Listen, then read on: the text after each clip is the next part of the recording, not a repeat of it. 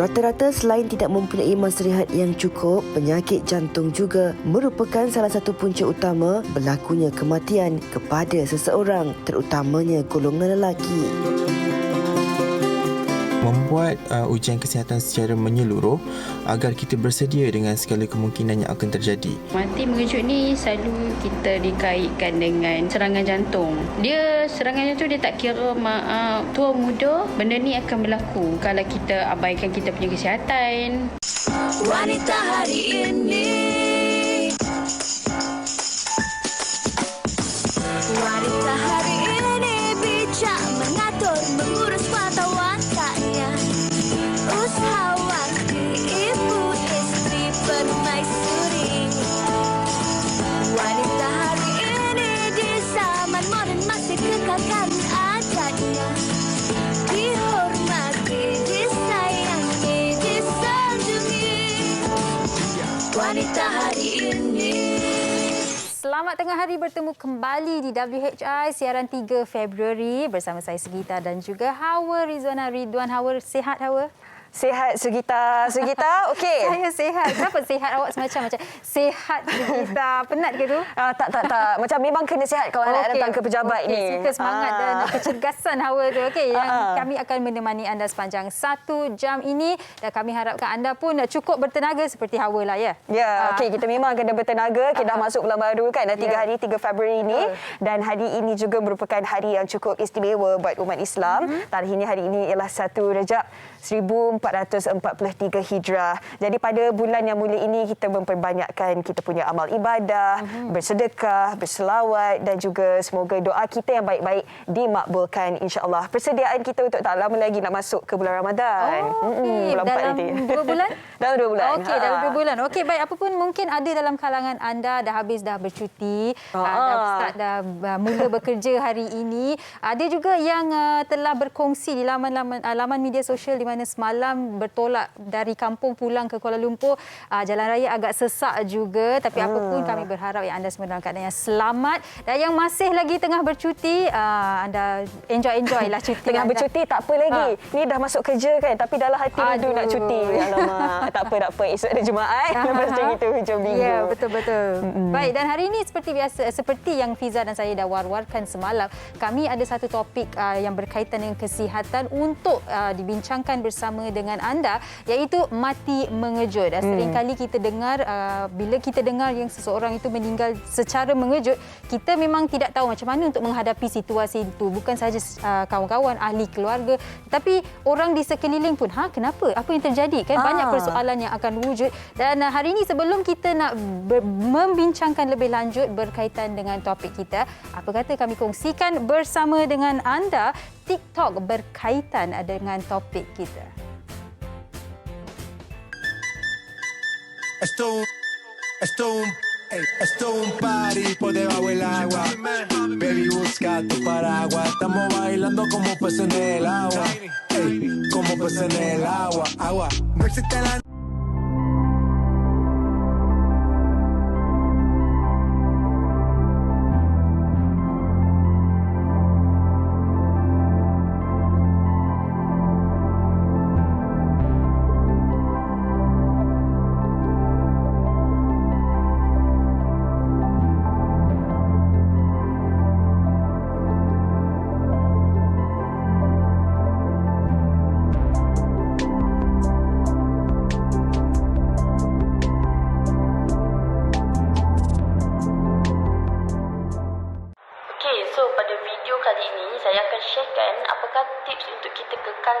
kesihatan jantung.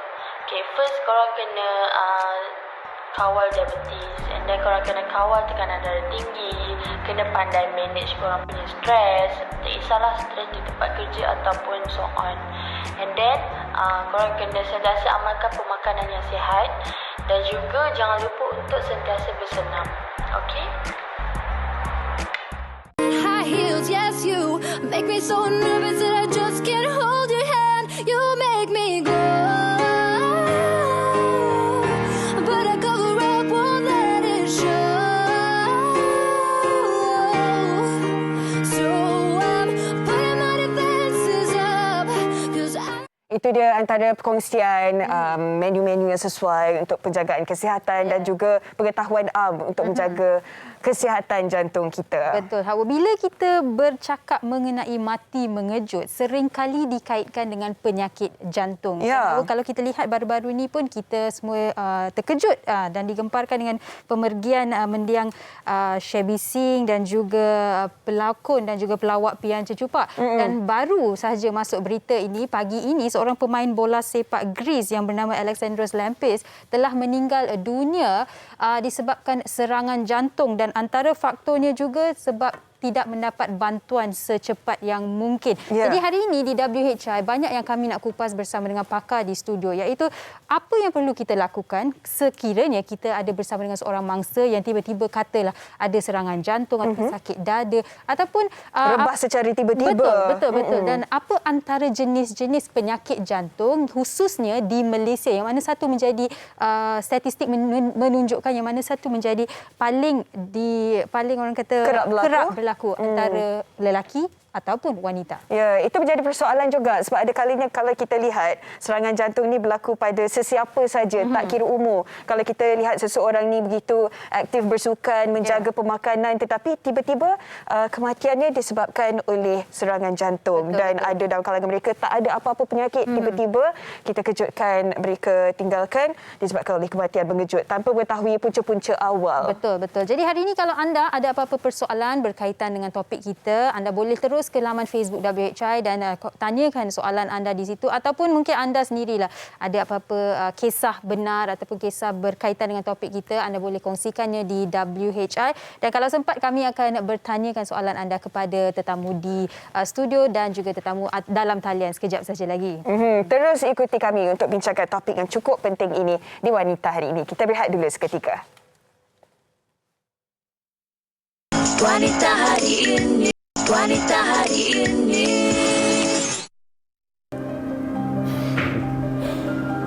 Dok. Zohri. Dia dah dibebaskan.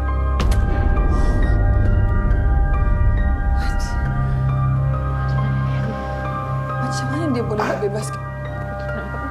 Datuk? Dada saya. Datuk! Datuk! Datuk! Itu dia antara serutan drama Kisah Cinta Kita. Biasanya kalau kita lihat di drama, selain itu juga berlaku di dunia realiti. Seringkali kita dengar kisah-kisah mereka yang kita lihat sihat, kita lihat begitu muda, jaga pemakanan dan sebagainya, tetapi mati mengejut. Kepada anda yang baru sahaja menonton WHI, itu antara yang kita nak bincangkan pada hari ini. Oleh itu, pada hari ini kita ada dua orang tetamu bersama saya dan juga Sugita. Saya nak kenalkan dulu Datuk Seri Dr. Jeffrey Jaswan Dillon, Pengarah Sukan dan Kecergasan Kardiovaskular Institut Jantung Negara. Apa khabar Datuk Seri? Baik. Selamat tengah hari. Selamat tengah hari. Dan Assalamualaikum dan salam satu Rejab. Salam satu Rejab. Terima kasih Doktor. Dan di sini bersama dengan saya, Hawa dan Datuk Seri, kita bersama dengan Encik Parmjit Singh Jagat Singh selaku Pegawai Perkhidmatan Kecemasan dan juga Jurulatih Kanan Bulan Sabit Merah Malaysia. Selamat datang dan terima kasih bersama kami ya Encik Parmjit. Baik, kita nak mulakan perbincangan kita bersama dengan Datuk Seri dahulu ya, Hawa. Okey, baiklah. Datuk Seri, pastinya ada pelbagai persoalan tentang mati mengejut ni. Ramai yang terfikir-fikir apa puncanya, kenapa tak ada simptom awal-awal. Tapi sebagai permulaan Datuk Seri, kalau boleh dikongsikan sepanjang pengamatan Datuk Seri, berapa kerap sebenarnya mereka yang mati mengejut ni dan apa punca utamanya Datuk Seri? Ya, yang kita tahu, kita nampak mati mengejut ni semakin kerap jadi akhir-akhir ini. Banyak pun publicity yang kita dapat dengar di luar negeri dan juga di Malaysia. Dan tergolong pada orang, bukan saja orang yang berusia, pada orang yang aktif dan orang muda juga. Mengikut statistik, kita tak ada statistik berapa yang tepat tentang sudden death, mati mengejut. Tapi apa boleh diandaikan lebih kurang, kalau kita tengok statistik daripada, kita boleh andaikan daripada US, satu dalam mungkin 0.1%.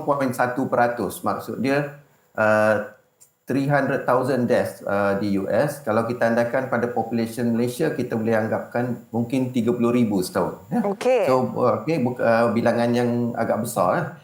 Ya, ini yang dapat publicity, yang tak dapat publicity kita belum lagi pasti. Ya. Baik, Datuk Seri. Dan kalau puncanya pula bagaimana? Sebab kalau kita lihat mati secara mengejut ni berlaku dalam tidur, kadang-kadang ketika bersenam. Adakah punca-puncanya sama, Datuk Seri? Ya. Kalau kita nak tengok daripada punca dia kenapa seorang tu mati mengejut, sudden death, kita tengok tengok pada apa organ-organ yang penting dalam badan. Okay. Yang terutamanya organ yang penting ni jantung. Kalau dari segi jantung, apa yang boleh berlaku, fungsi jantung tiba-tiba terhenti termasuk sudden death, sudden cardiac death, mati mengejut dan serangan jantung. Dua-duanya berbeza. Kalau ada masa nanti kita akan discuss apa perbezaan dia. Okey, baik Datuk Seri. Organ lain juga boleh mati mengejut walaupun tidak sekerap jantung. Organ lain seperti otak, seorang boleh dapatkan stroke. Organ pernafasan, paru-paru, seorang boleh dapatkan pulmonary embolism, blood clot di paru-paru, boleh mati mengejut. Dan akhirnya juga organ pembuluh darah dalam badan boleh juga pecah. Tapi jadi kita tengok dalam banyak-banyak ni, jantung, otak, pembuluh darah, paru-paru semua penting, tapi yang paling kerap mati mengejut disebabkan jantung. Itulah Datuk Seri yang menjadi persoalannya kenapa mereka yang muda pun kebanyakannya kalau kita lihat mereka yang mati mengejut ni golongan muda pun kita dah tak terkejut dah jadi kebiasaan dah. Selepas ini kita akan pergi dengan mendalam lagi ya Datuk Seri. Tapi sebelum itu kita akan bersama dengan Sugita dan juga Encik Pamjit. Baik, Datuk Seri dah kongsikan pelbagai faktor yang menyumbang ya Hawa kepada mengapa seseorang itu mati mengejut dan kita nak tahu lebih lanjut. Tapi sebelum tu kita nak tanya kepada Encik Pamjit lah. Kalau tadi artikel mengenai pemain bola sepak Alexandros Lampis yang baru meninggal, dikatakan dia tidak mendapat bantuan secepat yang mungkin dan ini mungkin situasi yang kita boleh kongsikan kepada semua orang. CPR, kita sering kali mendengar tetapi tidak semua mengetahui bagaimana untuk melakukan CPR kan. Jadi Encik Pamjit mungkin kongsikan dahulu apa yang perlu kita tahu mengenai CPR dan bagaimana untuk kita memberikan seseorang bantuan CPR. Okey, yang penting sekali kita kena belajar buat CPR. Okay, ini pasal dia hands on, you kena buat. Okay. Ini akan berlaku pasal kematian terkejut ni boleh berlaku di mana-mana saja. Betul. Banyak sebab dia kan. Okay. So bila seseorang itu dah kena, dia dah damage, dia tak ada respon dah. So kita nak turunkan dan kita nak kena buat CPR. That means kita tekan pada jantung. Okey, mungkin Encik Pamjit kita boleh terus tunjukkan sambil Encik Pamjit kongsi ya. Okey, mungkin kita kita rapat ke. Okey. Perlu memakai sarung tangan dahulu ya Encik Pamjit. Okay. Untuk ini pakai PPE ya, personal protector. So kita dapatkan respon, hello, are you okay? Dan sekarang masuk COVID. Kita ikut SOP COVID, kita kena tutup mulut dan hidung si mangsa. Baik. Okey. Supaya angin dari dalam dada dia yang paru-paru dia tak kita tak kita tidak bila kita tarik nafas. Ya, kita tarik nafas, kita nak dia masuk. Okey, baik. So kalau dulu kita akan cek nafas dan all that, sekarang ikut SOP COVID, kita terus akan lihat pada tanda-tanda kehidupan. Baik. Bila kita nampak tiada tanda-tanda kehidupan, kita teruskan dengan compression. That means tekanan di dada ya. So kita letak tangan kiri, pangkal tak kira kiri ke kanan. So pangkal dia di atas tulang sternum. Okey, baik. And then kita punya siku lock, kunci, and then kita tekan. Okey, baik. Kita tekan 30 kali kita tekan. Okey, ini yang menjadi persoalan Cik Pamjit ya, bila kita nak berikan bantuan ataupun compression, tekanan tu, betapa kuatnya sebenarnya tekanan itu perlu diberi. Sebab kadang-kadang orang nak berikan bantuan tapi takut terlalu kuat. Dia dalamnya ialah 2.4 inci. Okey. 2.4 inches. Baik. And then rate dia adalah 120 tekanan seminit. That means you push hard, you push fast. Okey. Right? Okay, baik. So basically it's like 1 and 2 and 3 and 4 and 5 and 6 and 7 and 8 and 9 and 10, 12 and 13, 14, 15, 16, 17, 18, 19, 30 kali. Okey, baik. Okey, ini langkah pertama. Yeah. So ini adalah cara kita pump jantung dia. Darah masuk, kita tekan, darah keluar. Kita lepas darah masuk, tekan. So kita pumpkan jantung untuk mangsa. Okey, baik. Tapi Encik Paramji, ini juga mungkin kita boleh kongsikan. Adakah semua orang boleh mendapatkan bantuan CPR? Kerana saya terbaca yang wanita mengandung, mereka yang ada sakit belakang, kita tidak boleh terus memberikan bantuan. Adakah ini antara benda yang perlu diambil kira dahulu? No, sebab sekarang kita buat CPR, sebab jantung dia dah terhenti. Okey. Jantung terhenti, darah ke otak dah berhenti. Tak ada peredaran darah dah. Okey, baik. So oksigen tak sampai ke otak. Bila oksigen dia ikut saja, sel-sel otak ada 4 hingga 6 minit oksigen. Okey, baik. Lepas tu dia akan ke buluran oksigen. Dan dari masa itu sampai 10 minit, sel-sel otak boleh mati. Okey. Bila sel-sel otak dah mati, no more sudden death. Dah biological death. Okey, baik. So sudden death is reversible. Baik, faham, Right? faham. Dan So kalau seorang itu mengandung, you tak buat, dia akan meninggal. Okey, jadi seperti yang Encik Paramji kongsikan, kita harus gunakan tekanan yang kita berpatutan lah, tidak begitu kuat ya. Bukan kuat, dalamnya 2.4, 2.4 inci. And then kelajuan dia 120 kali seminit. Okey, baik. Right? Okey, baik. Itu sebagai permulaan apa yang dikongsikan oleh Encik Paramji. Lepas ni kita nak tahu lebih lanjut lagi. Tapi mungkin Hawa, kita boleh tanya kepada Datuk Seri lah kan, lebih lanjut mengenai mereka yang mati secara mengejut. Doktor, kalau boleh doktor kongsikan, kalau tadi doktor dah katakan antara faktor-faktornya, tapi adakah betul kaum lelaki adalah antara mereka yang mati secara mengejut lebih banyak daripada kaum wanita, dan mengapa itu berlaku, doktor? Baik, sekitar soalan yang penting tu. Secara rata kalau kita tengok statistik, memang lelaki lebih ramai sepanjang usia, pada pemuda dan juga yang berusia. Ada beberapa sebabnya. Beberapa sebabnya kalau kita tengok dalam golongan yang berusia. Wanita ni special. Wanita teristimewa.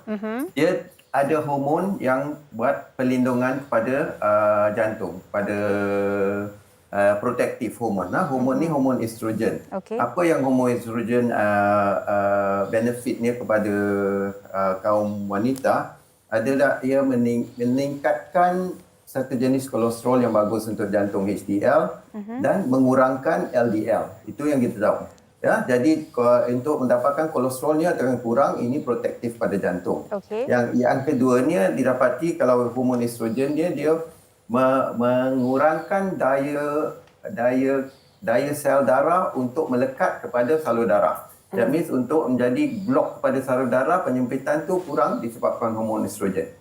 Jadi perlindungan ni akan berterusan sampai usia dekat menopause. Okay. Ya. Jadi kita lihat statistik wanita yang dapat heart attack, serangan jantung, dia kurang sebelum menopause. Tapi lepas menopause dia lebih kerap dan hampir sama dengan lelaki. Okey, baik. Itu tentang hormon estrogen ya, tentang keistimewaan seorang wanita. Tapi tadi Datuk Sri ada sebutkan tentang kolesterol, dan kita punya penonton di Facebook WHI pun ada bertanyakan soalan kepada Datuk Sri. Katanya bacaan kolesterol saya 8.2 walaupun saya tidak ada darah tinggi. Baru setahun ada ambil sejenis ubat ini, tetapi bacaan kolesterol tidak juga menurun. Apakah pemakanan lemak dan juga makanan laut juga menyumbang kepada sakit jantung? Itu yang ditanya oleh Maya Muhammad, Datuk Sri. Kalau 8 tu tinggilah, ya. Kolesterol tu tinggi, harus diberi perhatian. Ada 2 jenis strategi untuk mengurangkan kolesterol. Satu tu dengan cara lifestyle. Lifestyle tu kawal pemakanannya, makanan yang kurang kolesterol, makanan yang sihat. Boleh dapat banyak nasihat daripada dietitian untuk untuk nasihat tentang pemakanan ni. Keduanya secara lifestyle juga senaman. Senaman boleh berjaya mengurangkan kolesterol dan meningkatkan kolesterol yang bagus. Turunkan total kolesterol, turunkan kolesterol yang mudarat iaitu LDL, dan naikkan kolesterol yang bagus which is HDL. Kalau dengan strategi ini, kalau 8 tu pada saya agak tinggi lah. Kalau borderline tu strategi tentang lifestyle ni boleh mengawal.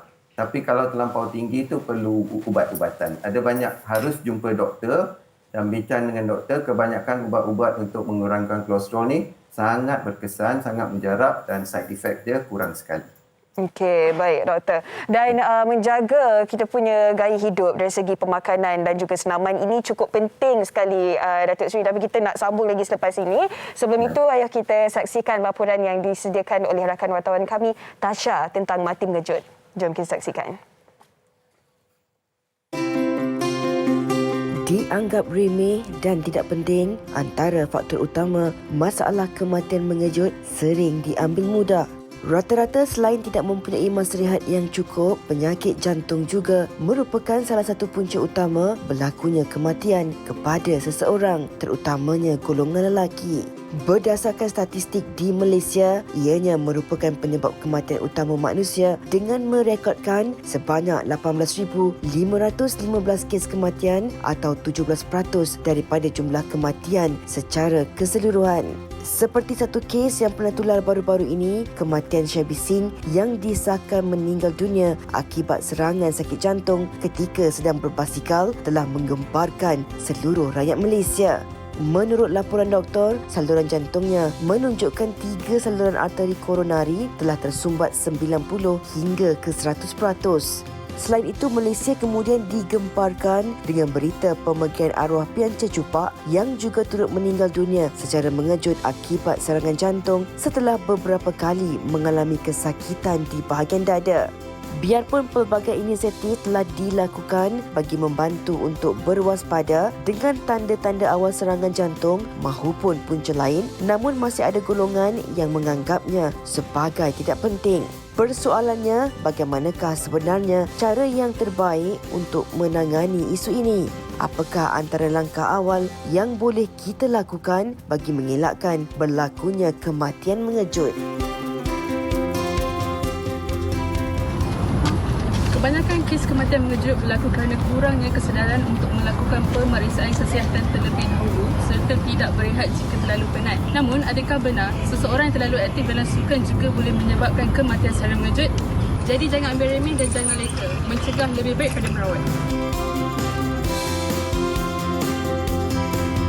Bagi pandangan saya tentang topik mati mengejut ini, kes ini banyak terjadi kepada golongan lelaki di Malaysia. Contohnya, paling dekat, arwah atuk saya sendiri juga meninggal akibat serangan jantung. Membuat ujian kesihatan secara menyeluruh agar kita bersedia dengan segala kemungkinan yang akan terjadi. Mati mengejut ni selalu kita dikaitkan dengan serangan jantung. Serangan jantung dia tak kira tua muda, benda ni akan berlaku kalau kita abaikan kita punya kesihatan, tidur tak cukup, semua tu boleh mengakibatkan kita kena mati mengejut lah sebab kita tak sihat kan, badan kita tak sihat. So tips dia, kita kena selalu check up dengan jaga kita punya pemakanan. Okey, itu dia sedikit laporan dan juga perkongsian daripada responden kita berkaitan topik pada hari ini. Okey, baik Encik Paramji, kalau tadi kita dah tunjukkan bagaimana untuk melakukan CPR. Tapi apabila melakukan CPR, kita yang memberikan bantuan juga memerlukan bantuan daripada orang lain. Betul. Di situ bagaimana ataupun apa yang boleh orang membantu, orang di sekeliling? Okey, so apa yang kita buat bila kita approach? Kita dapatkan respon. Bila tiada respon, kita dapatkan orang lain, orang awam, somebody ataupun sesiapa di rumah untuk memanggil ambulans. Okey, baik. So sementara you buat CPR, ambulans pun dah datang kan. Macam itu. So getting help yang dapatkan bantuan adalah penting. Sangat penting. Sangat penting, right? So dapatkan seseorang dial 999, suruh dia datang minta ambulans dan datang balik pada you. So dia boleh berkata, oh yes, ambulance on the way. Okey, baik. And then di sini kita akan mulakan CPR, kita akan lihat pada tanda-tanda kehidupan. Tiada tanda-tanda kehidupan, kita akan kompres.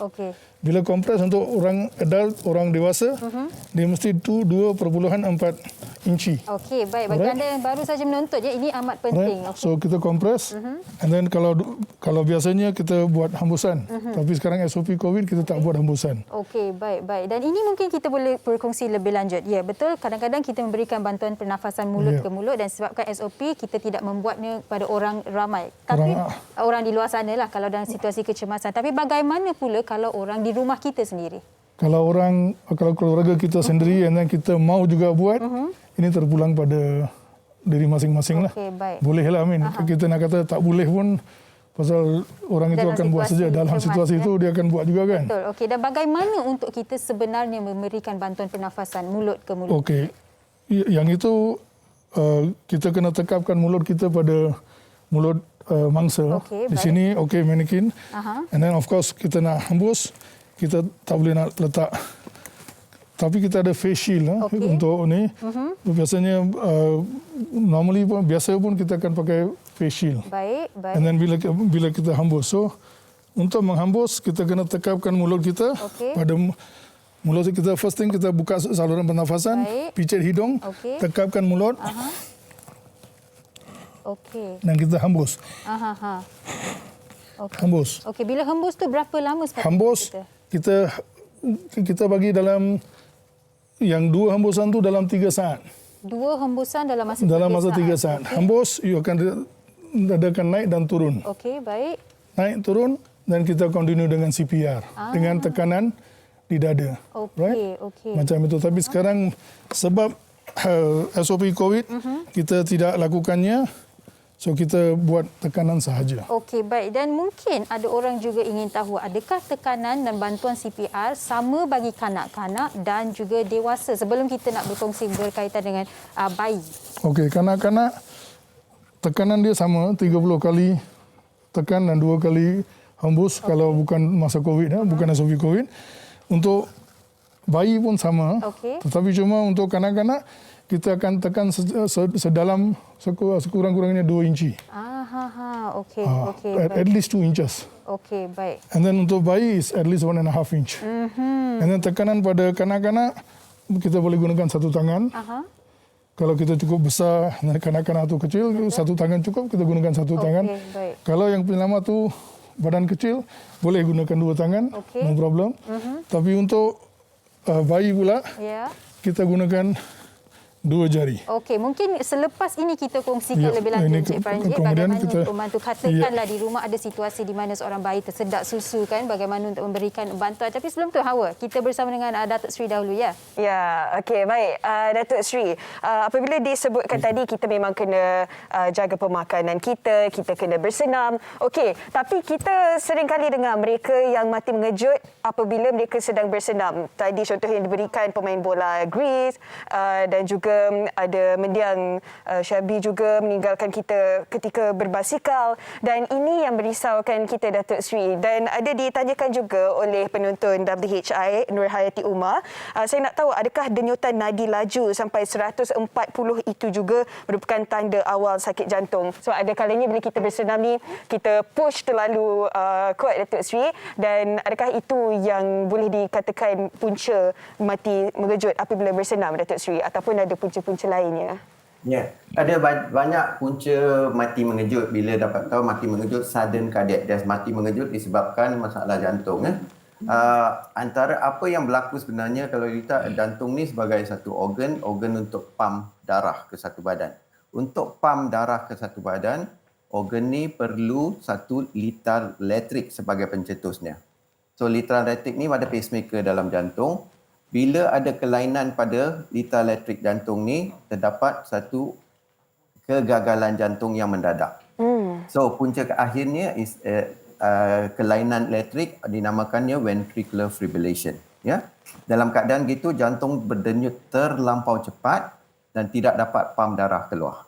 So pesakit tu yang kena tu akan terus rebah, terus meninggal, tiada pernafasan. Ya, apakah yang berlaku masa senaman? Seperti yang dikatakan, nadi jantung 140. Pada lazimnya nadi jantung akan naik. Kalau kita yang biasa bersenam, Hawa pun banyak bersenam, kita boleh kita pakai heart rate monitor. Bila ada heart rate monitor, kita akan tengok nadi jantung kita akan naik. Ya, sama ada benda tu kenaikan nadi jantung tu bahaya ke tidak tergantung pada individu. Jadi nombor satu tu kita perlu tahu badan kita sendiri. Ya, badan kita pada orang yang tidak pernah bersenam, jangan terus push diri kita sampai kita nak pergi terlampau cepat nadi jantung. Sampai zon 4 dia Datuk Sri. Ya, zon 4. Jadi kita Hawa pun tahu tentang zon-zon ni. Kalau yang zon-zon yang selamat, zon 3, zon 2, zon 3, ya. Kalau yang permulaan, kalau kita itu pun bagus untuk endurance ya. Kalau kita betul-betul nak pergi untuk competition, dan sedikit zone 4, competition zone 5. Tapi untuk rata-rata untuk permulaan dan untuk orang yang nak bersenam dengan santainya, jangan push. Zone 2, zone 3 dah cukup. Ya? Itu memang cukup penting sekali sebab kita pun ada perkiraannya untuk tahu maksimum kita punya kadar degupan jantung, Datuk Seri. Okey, misal kata kita punya maksimum 190 dan kita dah push sampai tahap itu. Adakah itu bahaya kalau diamalkan selalu ataupun tidak mengapa, Datuk Seri? Kalau kita tidak ada kelainan jantung, itu it's okay. Kalau kita sihat, fully sihat, tak ada masalah jantung, kita boleh push. Kita boleh push tapi tidak lama sangat. Ya? Tidak 190 all the time. Kita ada peratusan dia, mungkin 10%. Dalam competition kita nak push. Kalau untuk sprint boleh, bukan untuk endurance. Ya? Untuk short distance. Ya? Jadi formula yang awak katakan tu is maximum heart rate. Setiap orang 220 tolak dengan umurnya. Jadi umur seseorang tu 30 tahun memang tepat, maksimum dia 190 ya. Jadi kita kena ikut kemampuan kita sendiri dan kita kena ikut jenis sukan tu. Kalau sukan tu sprint, short distance, yes, go, boleh push. Kalau sukan tu endurance, tak baik untuk push berlarutan, berpanjangan. Okey, maksudnya Datuk Seri, apa jua yang kita nak buat, kita kena kenal badan kita kena kenal sukan itu sendiri ya, Datuk Seri. Okay, jadi yang boleh saya tambah, kalau untuk high intensity, sukan yang high intensity sekarang disebabkan banyak kes mati mengejut, kita pun dah nasihatkan tambahkan dari segi kita screen ahli sukan yang high intensity ni, yang kompetitif. Jadi screening dia, kita akan screen dengan lebih teliti supaya dia dapat masuk zon 5, zon 4, zon 5 dengan selamatnya. Okey, wow, sampai zon 5 Datuk Seri. Baik, kita nak sambung lagi Datuk Seri, tapi sebelum itu Sugi akan teruskan dengan Encik Pramjit ya. Ya, betul tu Hawa. Baik, Encik Pramjit, mungkin di sini kita boleh terus kongsikan bagaimana untuk memberikan bantuan CPR kepada seorang bayi yang mungkin katakanlah dalam situasi tersedak disebabkan susu ataupun disebabkan lemas. Kadang-kadang ada situasi realitinya kita terlupa bayi ditandas dalam besin kan. Jadi dalam situasi itu apa yang perlu kita lakukan dahulu? Okay, first thing kita lihat pada bayi, dia dah diam. Biasanya bayi tak akan diam begitu saja kan. So kita tap, kita angkat bayi, kita tap, tengok muka dia dah macam kebiruan and all that. So kita tap, dia tak ada respon. Okey, baik. So kita lihat dengar pada pernafasan dia, tak ada nafas. Okay, kita cek nadi, dekat sini. Tengok kita kira kita tak ada nadi. Baik. So kita nak bagi dia hembusan. So kita bagi tekapan pada mulut dan hidung sekali dan kita hembus. Bila hembus, dia berlainan dengan orang dewasa dengan kanak-kanak.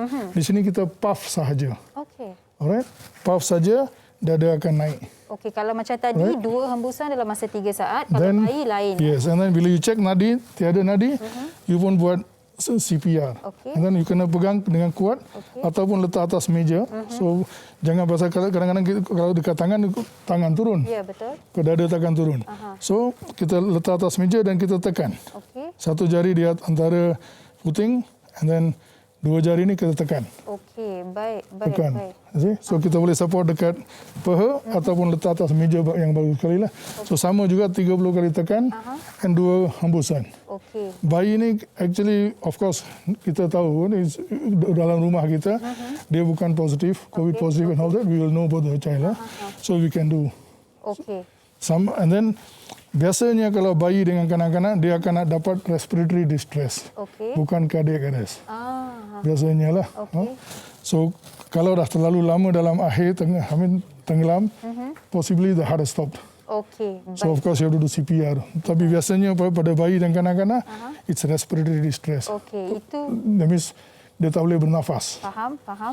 Itu perbezaan buat dewasa, kanak-kanak dan bayi. Dengan bayi.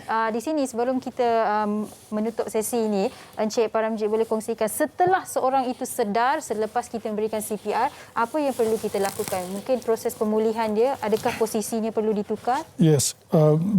So the first thing is ini adalah macam primary survey. Penilaian prima. Kita nak otak dada, cardiovascular system berfungsi. Lepas tu bila sudah ada nadi, sudah ada nafas, kita akan cek seluruh badan Okey, baik. untuk kecederaan yang lain. Kalau didapati tiada kecederaan yang lain, kita akan letak dia pada posisi pemulihan ataupun kedudukan pemulihan. Which is kita terbalik. Kita akan mengiringkan dia 3 suku mengiring, 3/4 prone. Okey, baik. 3/4 prone position. Sementara kita menunggu ambulance. Pasal 3/4 prone position is this way. Kepala dia on the basically on the arm. Baik. Open up the airway. Kalau dia muntah pun dia akan keluar. Okey. Dia takkan tercekik. Okey. And very important yang mustahak sekali adalah semua orang kena belajar CPR. Betul. Okey. Pasal dia boleh digunakan di mana-mana. Okey. And then you are ready. Okey, itu proses daripada awal sehingga akhir dan Encik Paramjit kata semua orang kena belajar CPR. Mungkin sedikit daripada Encik Paramjit, di mana boleh mereka belajar? Adakah kursus untuk ini? Kursus ada diberi di Persatuan Bulan Sabit Merah Malaysia. Baik.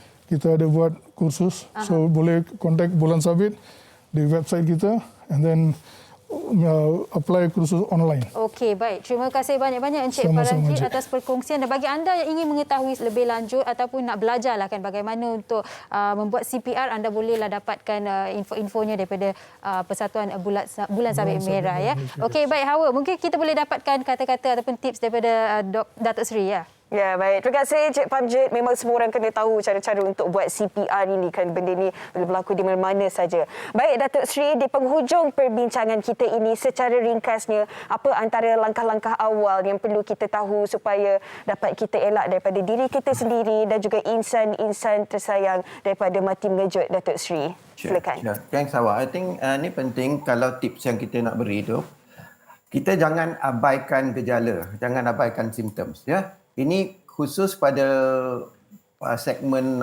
program wanita hari ini. Kadang-kadang gejala pada wanita ni dia lain sedikit daripada yang berlaku pada lelaki. Ya, yang lakinya lazimnya jadi typical symptoms untuk dapat serangan jantung, heart attack, dia sakit dada, dia berpeluh, cold sweat, dia susah nafas, boleh termuntah. Tapi kadang-kadang pada wanita dia lain sedikit. Kadang-kadang dia boleh rasa tak sedap badan, dia boleh rasa anxious, dia boleh rasa sakit di kerongkong, dia slow. Jadi kalau ada siapa-siapa yang rasa tak berapa elok, satu benda yang kita kena roll out juga sakit jantung. Kebanyakannya wanita yang dapatkan heart attack dia memang typical symptoms seperti lelaki, tetapi kita harus ada peringatan yang kadang-kadang sakit jantung pada wanita ni dia lain sedikit pada lelaki. Baik. Special sikit kaum hawa ni. Itu nombor satu. Yeah. Nombor duanya, ada siapa-siapa yang ada risiko. Sama ada family history, sama ada tekanan darah tinggi, diabetes, kencing manis, kolesterol yang tinggi, obesity, yang merokok, please sebelum bergiat atau bila peringkat umur dah sampai 40 tahun pada lelaki, 50 tahun pada wanita harus pergi check up ya. At least sekali kita nak elakkan daripada dah jadi baik. Ya. Sesiapa saja walaupun simptom-simptom dia kecil sedikit, jangan kita tak peduli, terus berjumpa dengan doktor. Baik, terima kasih banyak-banyak diucapkan kepada Datuk Seri Dr. Jeffrey Jaswan Dillon, Pengarah Sukan dan Kecergasan Kardiovaskular Institut Jantung Negara. Terima kasih Datuk Seri kerana bersama wanita hari ini. Terima kasih Hawa, terima kasih Sugita. Terima kasih TV3. Baik, harapnya segala perkongsian kita pada hari ini memberi manfaat bersama dan banyak lagi yang menarik ingin dikongsikan selepas ini di Wanita Hari Ini. Wanita Hari Ini. Hari Ini. Okey, baik, kembali bersama kami. Hawa, saya nak tanya awak. Awak tinggi awak berapa dengan heels ni semua? Rahsia. Rahsia. Campur kasut tinggi. Okey, tapi mesti lebih 5 kaki kan? Harapnya lah. Okey, 5 kaki 4 inci adalah lagu terbaru daripada seseorang yang di sebelah saya. Sebelah kita. Itulah dia. Lan Solo, apa khabar? Baik. Okey, 5 kaki 4 inci. Apa cerita di sebaliknya lagu terbaru awak ya? Itulah, depan saya pun macam dah 5 kaki 4 inci. Itulah, ini dia sebenarnya. Pakai kasut tinggi pun. Okey, 5 kaki 4 inci itu memang tajuk lagu yang berkenaan dengan seorang gadis yang berada nun jauh di sana di Sabah, yang telah memikat hati seorang pemuda yang dari Semenanjung. Bukan awak lah ya. Kisah lagu lah sebenarnya. Dia cerita siapa sebenarnya ni lah? Alamak, cerita siapa Cerita dia kisah macam dramatik biasa, macam pemuda Semenanjung yang cari makan di Sabah dan terjumpa dengan seorang gadis yang tinggi lampai. Selalu orang terpikat dengan kecantikannya, budi bahasanya kan. Tapi dia terpikat dengan ketinggian gadis tersebut. Sampailah dia cuba memikat dan berlakulah perhubungan yang lebih serius selepas itu. Saya rasa selepas ini kalau orang nak tackle Sugi, nyanyi lagu ni tak? boleh cuba. Tapi mana dapat ideanya buat lagu berasaskan ketinggian seorang wanita? Alamak, idea asal tu sebenarnya daripada komposer dan juga lirisis itu sendiri, daripada Velvet dan juga Marsha. Sebab saya request lagu daripada bunyi-bunyi Sabah, Sarawak, Borneo khususnya sebab saya seperti sedia maklum, saya ada perniagaan barangan Borneo, Sabah, Sarawak dan sebagainya. So saya buat lagu ni khas untuk memberi satu penghargaan buat mereka yang support perniagaan saya dekat Semenanjung ni. So saya terus contact diorang untuk dapatkan lagu ni. Bila diorang dah pendengarkan lagu ni, terus saya cakap yes, saya nak lagu ni. Sebab dia catchy, ringan dan lebih dekat dengan Borneo punya culture. Kan? Dan dia sedikit sebanyak irama dia tu dah memperkenalkan kepada generasi-generasi muda kan, yang bukan tinggal di Borneo untuk tahu lebih lanjut. Dan bagaimana dari segi sambutannya daripada peminat-peminat Lan Solo ni? Ya, Alhamdulillah. Untuk hari pertama tayangan dekat YouTube tu 100,000 views. Wow. Dan sekarang Alhamdulillah dah hampir 300k. Dan saya terus akan mempromosikan sampailah kita dapat target kita untuk kita terus mana tahu ada kesinambungan lagi ke. Kalau dapat benda ni jadi support yang cantik, kita sambung lagi lah insyaAllah. Okey, bercakap mengenai support, nak tanyalah di Lan Solo kami adalah terbaca juga apa yang wife awak cakap selepas melihat music video ni, tengah menonton ke tu? Alamak. Rasanya dia tak perlu cakap apa-apa. Dia yang keluarkan idea ni sebenarnya tahu. Dia yang nak saya menyanyikan lagu yang berkonsepkan Borneo dan perlu ada sesuatu lah suntikan dalam drama lagu tersebut sebab kita sekarang ni memerlukan sesuatu yang lain dan daripada yang lain. Sebelum ni saya dengan irama rock, balladnya kan. So bila sesuatu yang macam ni dia lebih menampilkan konsep yang lain. So membawa konsep Borneo yang mana kita memang sedang mempromosikan produk-produk Borneo di kedai kita kan. So benda tu seiring lah. Jadi memang full support daripada wife dia, tak ada kisah lain di sebaliknya. Okey, kita dah nampak kelainan Lan Solo sekarang ini tahun 2022. Apa lagi perancangan Lan sendiri dan juga kelainan-kelainan yang mungkin peminat Lan akan saksikan selepas ni? Kelainannya mungkin selepas ni dah ada seorang, mungkin dua orang lagi. Tak tu mungkin. Alamak, terkejut mungkin kami. Sekarang dah ada lagu tradisi Sabah, mungkin akan ke Sarawak pula lepas ni. Seluruhnya lah kita cuba mendekatkan diri kita, mengenal antara satu sama lain punya tradisi. Sebab kita punya Malaysia ni besar, banyak tradisi terutama di Borneo sana kan. So kita saling mengenal etnik masing-masing. So mana tahu insya-Allah kita bagus untuk kita punya pengetahuan dan juga baik. Dan Lan, sangat setuju. Ya, tahun 2022 ni baru masuk bulan kedua. Untuk Lan sendiri ada apa-apa orang kata azam 2022 ataupun apa perancangan spesifik lah selain daripada kerjaya awak di industri muzik ni? Saya nak menjadi pembekal barangan Borneo yang pertama. Yang pelopor yang pertama dan memang semua kalau nak mencari barangan Borneo itu memang melalui kita orang lah. Kita nak jadi number one lah. Itu azam yang daripada tahun lepas yang kita bawa ke depan ni sebenarnya. Sebab belum dapat lagi kan. So kalau boleh nak usahakan ke arah itulah menjadi yang terbaik lah insya-Allah. Okey, semoga azam tu tercapai dan semoga cita-citanya berjalan lancar insya-Allah. Okey, kita nak bagi Lan persembahkan ataupun menghiburkan tetamu-tetamu kita di WHI. Tapi Kak Sugi, memang saya suka sangat-sangat irama lagu-lagu Borneo ni sebab lagunya tenang, buatkan kita nak menari pun ada juga. Okey, cakap pasal menari. Awak kan pandai menari kan? Awak nak tunjuk sedikit bagaimana tarian Borneo? Malu. Malu. Okey, nampaknya Lan Solo sudah pun bersedia untuk anda memberikan persembahan 5 kaki 4 inci. Persilakan langsung.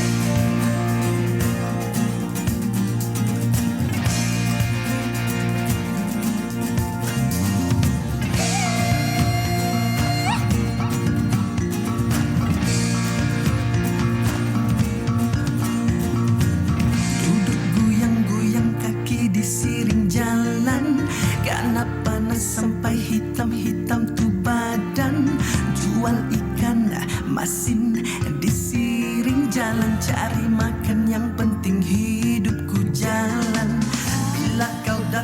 berjalan berlinggang-linggang. Hatiku rasa tidak betul buli pitam. Macam cacing kepanasan lebih kurang. Harap-harap kita dua buli pada 5 kaki 4 inci. Biarlah kau tinggi dari aku. Bulat mata macam guli. Kulit kuning langsat itu yang saya mau cari-cari. Kau tersenyum malu-malu. Kau buat jantungku berdegup laju. Belum pernah mendak secantik kamu. Jeling-jeling manja noko tigo hatiku. Yeah.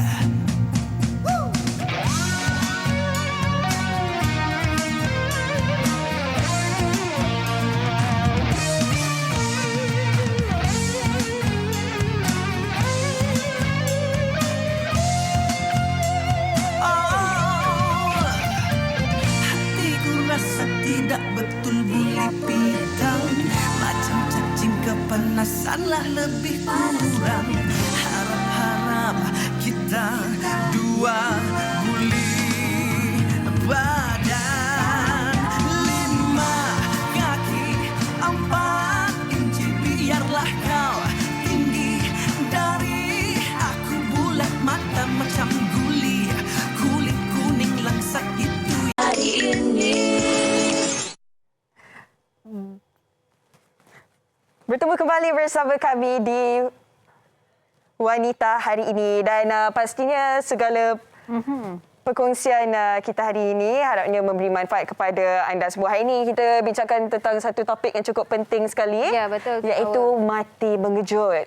Dan banyak juga komen yang kita terima ya, Sugi. Ya, betul tu. Okey, baik Hawa, kalau boleh kita kongsikan sedikit, orang kata recap hari inilah. Kalau anda tak sempat tadi menonton apa yang dikongsikan oleh doktor dan juga Encik Paramjit, anda boleh tonton ni ulangannya di Facebook ataupun di YouTube WHI. Yang penting anda perlu tahu apakah langkah-langkah untuk melakukan CPR. Dan sebab kadang-kadang mungkin seperti yang Encik Paramjit katakan, kita nak membantu tapi kita takut. Tapi kadang-kadang kita harus mendapatkan keyakinan betul itu sebab terus membantu. Rupa-rupanya kena tekan dengan kuat dan juga dengan cepat sekali. Dia ada tekanannya yang tersendiri dan seperti yang Encik Paramjit kongsikan, 30 tekanan, 2 hembusan kalau bagi mereka di rumah lah. Kalau mereka di luar sana anda takut sebab sekarang ni musim COVID, kita berikan sahaja 30 tekanan dan bagi kanak-kanak pun ada caranya yang tersendiri. Baik, okey. Dan anda yang telah berkongsi adalah ahli keluarga anda telah meninggal dunia disebabkan insiden mati mengejut. Salam takziah daripada kami di WHI pada keluarga anda dan semoga selepas ini kita semua boleh belajar cara membuat CPR. Ya, betul. Kita kena penuhi diri kita dengan ilmu-ilmu. Tak kisahlah kita rasa ini takkan terjadi, tetapi itu berlaku di mana-mana. Ilmu itu cukup penting sekali. Ya, okey, sedikit kita nak kongsikan tentang statistik COVID-19 terkini pada hari semalam. Kes baru ialah sebanyak 5,736 kes COVID-19. Dan kita harapkan kes semakin turun, tapi kita lihat naik turunnya ada. Tapi apa yang boleh kita lakukan ialah lindung diri kita dan antaranya ialah untuk mendapatkan suntikan vaksin. Betul. Dan bercakap mengenai suntikan vaksin, di Malaysia kini 517,107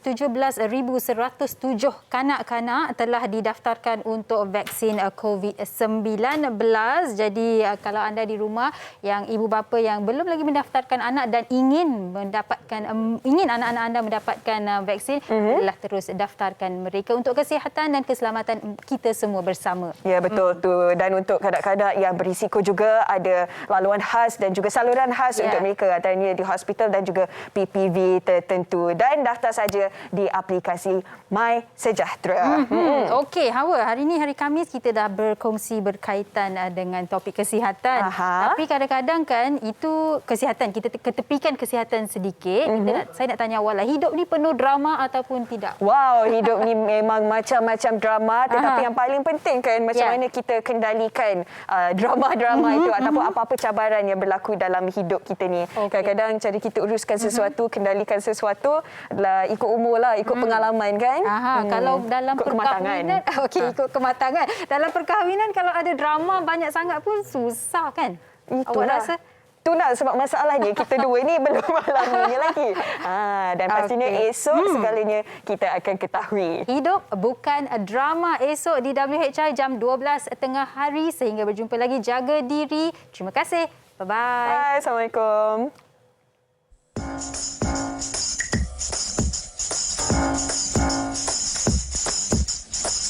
Wanita hari ini,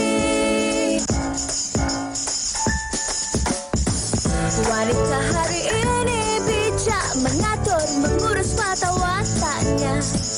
Ushawati, ibu istri permaisuri. Dia Ushawati, aliran masa kini dia penyambung warisan Sri Kandi. Dia lemah lembut, baik budi pekerti, tapi cekal hati dia tabah berani pendidik. Puteri dalam hal jati diri dia permaisuri kepada si suami, kepada anaknya. Dia ratu di hati, tunggak keluarga, kalau bukan dia siapa lagi. Wanita hari ini bijak mengatur, mengurus mata wataknya. Ushawati, ibu istri permaisuri. Wanita hari ini di zaman moden masih kekalkan adatnya. Dihormati, disayangi, disanjungi. Dia Ushawati, aliran masa kini dia penyambung warisan Sri Kandi. Dia lemah lembut, baik budi pekerti, tapi cekal hati dia tabah berani pendidik. Puteri dalam hal jati diri dia permaisuri kepada si suami, kepada anaknya. Dia ratu di hati, tunggak keluarga, kalau bukan dia siapa lagi. Wanita hari ini bijak mengatur, mengurus mata wataknya. Ushawati,